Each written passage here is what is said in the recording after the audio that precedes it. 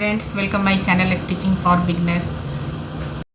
जैसा कि आपको नाम से पता ही चल रहा है कि ये चैनल बिगनर के लिए है, जो अभी सिलाई सीखना चाहते हैं और जिनको सिलाई बिल्कुल भी नहीं आती है या थोड़ी बहुत आती है और वो आगे सीखना चाहते हैं, तो ये चैनल उन्हीं के लिए है।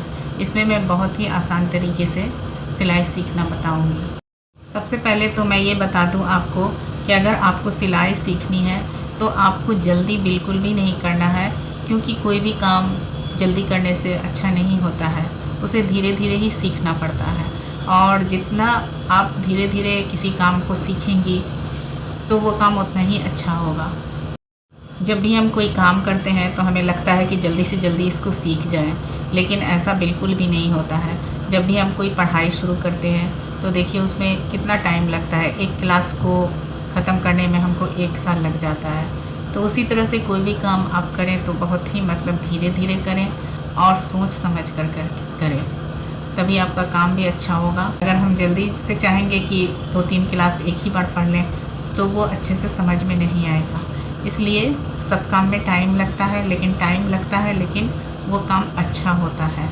तो जब आप बिगनर हैं तो आपको अच्छे से सब कुछ समझना है, सब कुछ सीखना है, तभी आप आगे अच्छा कर पाएंगे। तो चलिए फ्रेंड्स, हम आपको बताते हैं कि अगर आप सिलाई सीखना चाहती हैं तो आपके पास क्या क्या होना ज़रूरी है। पहले तो एक सिलाई मशीन होना ज़रूरी है, जो पाँव वाली सिलाई मशीन हो, जो पाँव से चलती हो। हाथ वाली सिलाई मशीन थोड़ी सी दिक्कत होती है उसमें, क्योंकि आपका एक हाथ ही फ्री रह पाता है और पाँव वाली मशीन में आपके दोनों हाथ फ्री रहते हैं, दोनों हाथ से आप काम कर सकती हैं। इसलिए ज़्यादा बेहतर होगा कि आप पाँव वाली सिलाई मशीन रखें। दूसरी चीज़ है कि ये इंची टेप का होना आपके पास बहुत ज़रूरी है। इंची टेप से ही हम सारे नाप लेते हैं। और एक कैंची रखिएगा, एक स्केल ले लेना है और निशान लगाने के लिए इस तरह का चौक आता है मार्केट में, वो ले लेना है और ये सुई धागा रखना है। स्टार्टिंग में आपको इन सब चीज़ों को रखना है, इनसे ही आप सिलाई सीख सकती हैं।